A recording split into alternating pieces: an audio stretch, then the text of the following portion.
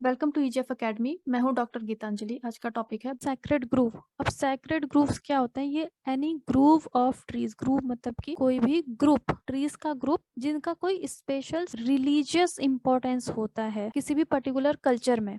जैसे कि ये बहुत सारे ट्रीज हैं। अगर हम हिंदू कल्चर की बात करें तो जैसे बरगद का पेड़ है, इस तरीके के जो पेड़ है उनके साथ में एक रिलीजियस सेंटिमेंट्स होते हैं, तो लोग उनको कट नहीं करते हैं और उनको प्रिजर्व करते हैं। उसी को हम बोलते हैं सैक्रेड ग्रूव। तो अपने रिलीजियस बिलीफ की वजह से जो प्लांट्स कंजर्व हो जाते हैं खुद ही, वही होते हैं सैक्रेड ग्रूव। जैसे कि इस तरीके के मंदिर आपने देखे होंगे, अगर आप किसी फॉरेस्ट एरिया में जाओगे तो ये छोटे छोटे मंदिर है। अब इनके चारों तरफ जो प्लांट स्पीशीज है इनको काटा नहीं जाता है, ये ऐसे ही प्रिजर्व रहते हैं। तो ये भी एक कंजर्वेशन का एक तरीका होता है। तो ये सब कौन करेंगे? जो फॉरेस्ट में रहने वाले जो लोग हैं। वो जो सैक्रेड ग्रूव्स की जो एरियाज हैं वो छोटी सी एरिया भी हो सकती है, फ्यू स्क्वायर मीटर से लेके बहुत सारे हेक्टेयर्स में भी वो फैली हुई हो सकती है। स्पेशली ये आपको हिली एरियाज में बहुत मिलते हैं, जैसे खासी जयंतिया हिल्स है मेघालय में।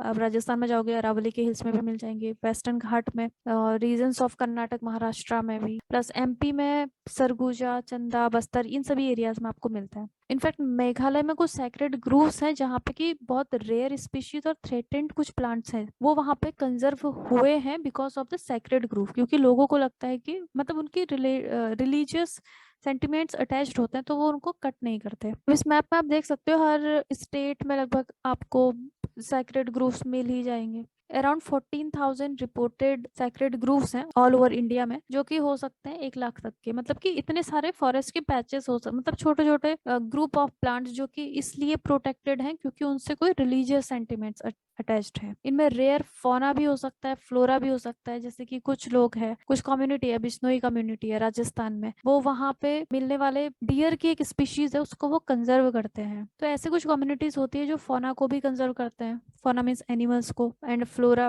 पेड़ वगैरह। तो इनको अलग अलग नामों से जाना जाता है सैक्रेड ग्रुप्स। जैसे बिहार में इसको शरना बोलते हैं, हिमाचल में देववन, कर्नाटक में देवरा काड़ू।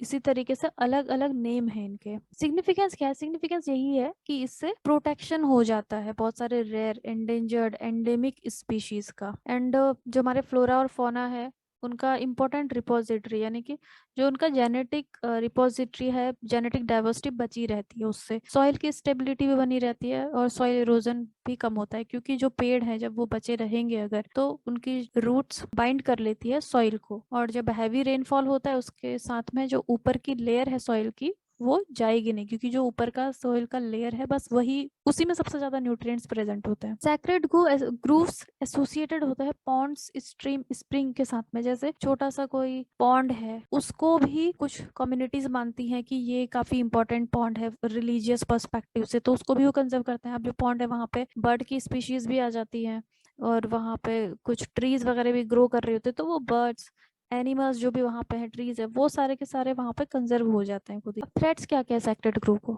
सबसे पहले तो ये है कि जो मॉडर्नाइजेशन हो रहा है उसकी वजह से हमारे जो ट्रेडिशनल बिलीफ सिस्टम है वो धीरे धीरे खत्म होते जा रहा है। क्योंकि अभी के जो लोग हैं उनको इन सब चीजों में ज्यादा होता नहीं है बिलीफ। अभी इनको कंसिडर किया जाता है एक सुपरस्टिशन की तरह।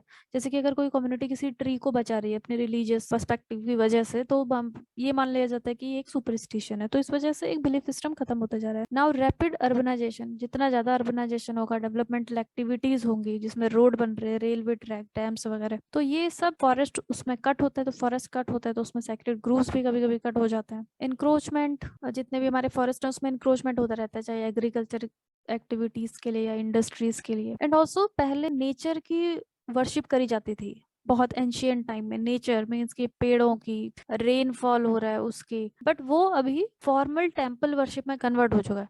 तो धीरे धीरे टेम्पल्स बनना शुरू हो गए। तो हमारा बिलीफ सिस्टम ये हो गया कि हमने टेम्पल में ही अपने गॉड्स वगैरह को रखा और उसी में हम कर रहे हैं। तो नेचर वर्शिप जब होता था तो तब उसमें बहुत सारे जो प्लांट्स थे इस तरीके से प्रोटेक्ट हो जाते थे सैक्रेड ग्रूव्स के रूप में। ऑल्सो इनको एक्सोटिक वीड्स से भी काफी खतरा है। एक्सोटिक वीड्स यानी कि जो इन्वेजिव स्पीशीज होती है, वो इन्वेजिव स्पीशीज मेनली जो ग्रासेस है, ये बहुत ज्यादा एग्रेसिवली ग्रो करती है और जितना भी न्यूट्रिएंट्स है, वाटर कंटेंट है, ये बहुत तेजी से उसके एब्जॉर्ब कर लेती है। तो इससे होता है कि बाकी जो स्पीशीज होती है वो ग्रो नहीं कर पाती है। एंड ऑल्सो लाइव स्टॉक जो कैटल्स है उनका भी प्रेशर होता है, फ्यूल वुड कलेक्शन, तो इस वजह से भी इनको थ्रेट्स है। सैक्रेड ग्रूव्स को लीगली प्रोटेक्शन मिला हुआ है under wild life protection amendment act 2003 में कम्युनिटी रिजर्व्स के अंडर में। जिस तरीके से कम्युनिटी रिजर्व्स के लिए लॉ बना हुआ है, अगर कोई एरिया कम्युनिटी रिजर्व डिक्लेयर कर दिया जाता है तो वो प्रोटेक्ट हो जाता है वाइल्ड लाइफ प्रोटेक्शन एक्ट के अंडर ही, वैसे ही सैक्रेड ग्रूव्स भी एज अ कम्युनिटी रिजर्व ही इनको प्रोटेक्शन मिलता है। यहाँ पे हंटिंग नहीं हो सकती है, लॉगिंग मतलब फॉरेस्ट को, ट्रीज को कटिंग नहीं करा जा सकता, स्ट्रिक्टली प्रोहिबिटेड होता है। बायोडाइवर्सिटी सीरीज को फॉलो करने के लिए आप हमारे चैनल को सब्सक्राइब कर लें। अपनी बेटर प्रिपरेशन के लिए आप हमारे अफोर्डेबल कोर्सेज भी ज्वाइन कर सकते हैं। हमें कॉन्टैक्ट करने के लिए आप दिए गए नंबर्स पर कॉल करें और contact through our website link is given in the description box.